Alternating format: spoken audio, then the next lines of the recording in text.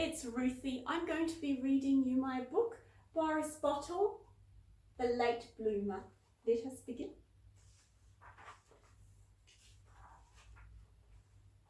Darlene Bottle was a widow who lived with her father-in-law at the bottom of a vegetable garden. One day she came home with a surprise. "Mrs. Boris," she said, "I found him crying under a cabbage leaf. I thought you could be his granddad." "I don't know," said Grandad Bottle doubtfully. "His stripes go the wrong way." Despite the direction of his stripes, Boris Bottle was very loved by his new family. But as Boris grew bigger, Grandad Bottle began to worry.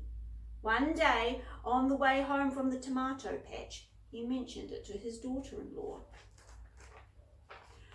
"Darlene, have you noticed that our boy is a bit, well, odd?" asked Grandad. "I suppose," said Mrs. Bottle slowly, "but I always imagined it was the trauma of being abandoned as a baby slug. Perhaps you could say some healing words to him." Grandad nodded. "I'll try. After all, he's my only grandson. Where is he?" Boris was talking to a butterfly. "What's it like to fly?" he asked the butterfly. "Marvellous," said the butterfly. "It's like dancing without a stage. When I get tired, I flit down onto a silky flower and sip honey nectar." "It sounds so much nicer than leftover cat food and rotten tomatoes," said Boris wistfully. "Boris," shouted a voice from below. Boris peered over the edge of his flower. "Hello, Grandad," he said. "Why are you up that flower, my boy?" asked Grandad. "I was talking to a butterfly," said Boris as he slid down the stalk. "Boris," said Grandad, "I love you." "Gosh, thanks, Grandad," said Boris. "And because I love you, I must tell you that you are turning out mighty weird and strange," said Grandad. "Oh," said Boris, and he felt very sad. "Mum," said Boris, "do you think I'm odd?" "I think you're special," said his mother soothingly. "Grandad thinks I'm strange and weird," said Boris. "He might be right. Sometimes I dream about being able to fly. Is that normal for a slug?" "I've never heard of it before," admitted Mrs. Bottle kindly, "but it's a beautiful dream and you should be proud of it." The next morning, Grandad Bottle was glum. "I don't think Boris was healed by my words," he said. "What did you say to him?" asked Mrs. Bottle. "That he was weird and strange," said Grandad Bottle. Mrs. Bottle frowned. "How was that supposed to heal him?" she asked. "I thought it might motivate him to be more normal," said Grandad Bottle. He said he dreams about flying," said Mrs. Bottle nervously. "Terrible," groaned Grandad Bottle. Then Boris came into the room. Mrs. Bottle gasped. "Boris, dear, you've gotten very, fat," finished off Grandad Bottle gloomily. "I'm hungry all the time," said Boris. "I can't seem to stop eating." "Come with me, Boris," said Grandad Bottle sternly.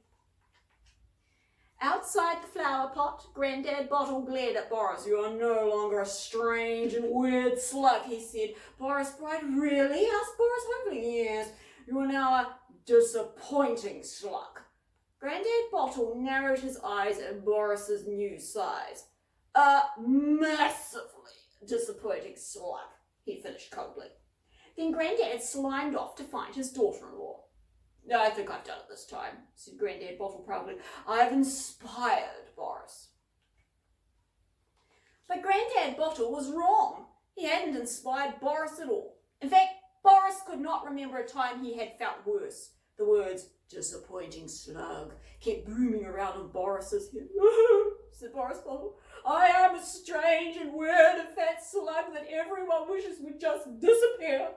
This thought made Boris so miserable he climbed to the top of a tall tree and hung himself upside down. "I'll never be happy again," sobbed poor Boris Bottle.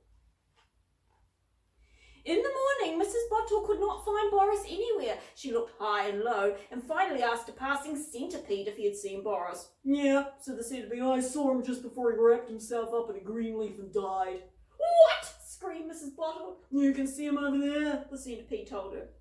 Mrs. Bottle burst into tears. "My darling boy," she held. "I'll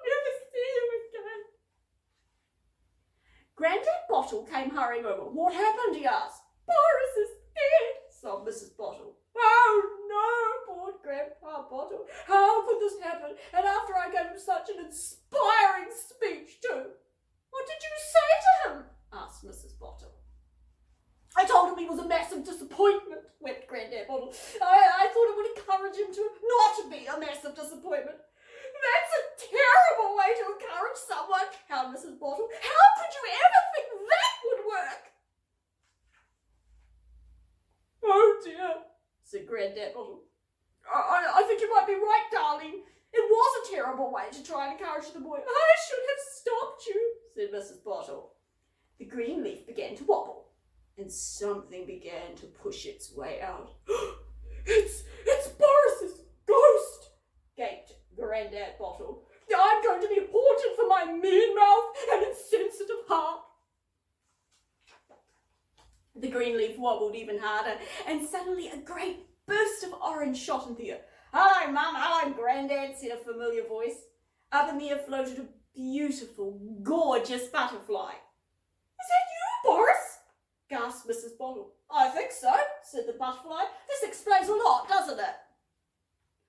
Oh, Boris, I'm so very sorry, wept Grandad Bottle. I was horrible and mean to you, and all this time you were actually a different creature from us. Never mind about that, Grandad, said Boris. I think we're all going to live happily ever after.